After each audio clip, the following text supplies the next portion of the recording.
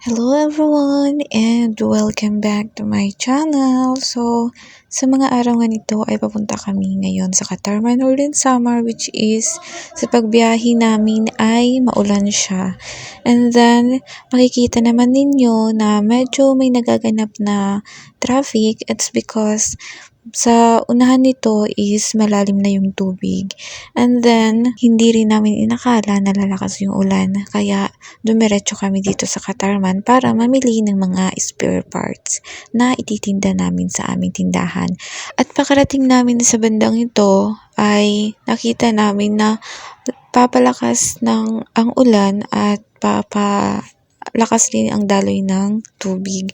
So, medyo malalim na to. Makikita naman ninyo sa kinananay na medyo malalim na yung tubig. Andito pala kami sa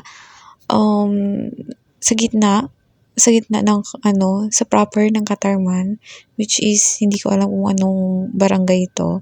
And I decided to go out to pull up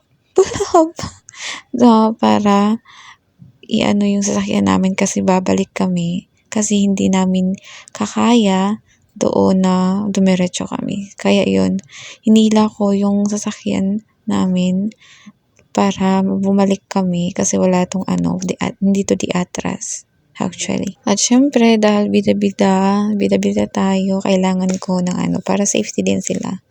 So, ako na lang yung bumaba and then ako yung nag-pull out ng pull out talaga. At habang hinihila ko nga yung sasakyan namin ay nag-i-enjoy pa nga ako niyan. And then, hindi ko pala alam na yung yung tubig is pataas na talaga siya. As you can see na naabot na yung aking dress. At ewan ko kasi nakadress pa ako niyan. Wala. Bet ko lang. Tinamad kasi ako kanina change outfit na. Actually, wala naman to talaga sa plano na pumunta kami dito. So, sa mga oras nga nito ay nagsisibalikan na yung mga sasakyan na medyo naantala.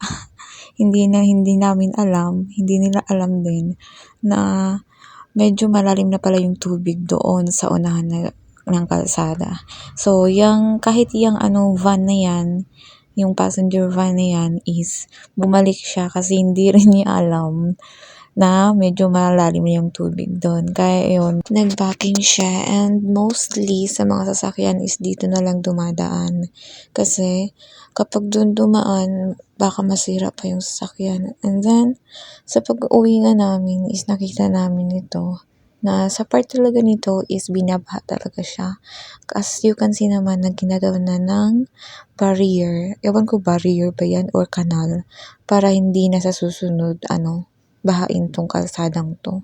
Always to ganito kapag medyo nga kapag mas malakas pa yung buhos ng ulan is tumataas pa tong tubig na dito. So, papauwi na nga kami nito and then humupa na yung ulan at medyo humupa na rin yung tubig. As you can see naman na medyo maliit na lang siya. Kakaunti na lang siya, hindi na siya malalim. Pero, nakakaantala pa rin to sa mga dumadaang sasakyan. So, yun lang for today's video. Thank you sa panonood. Bye-bye!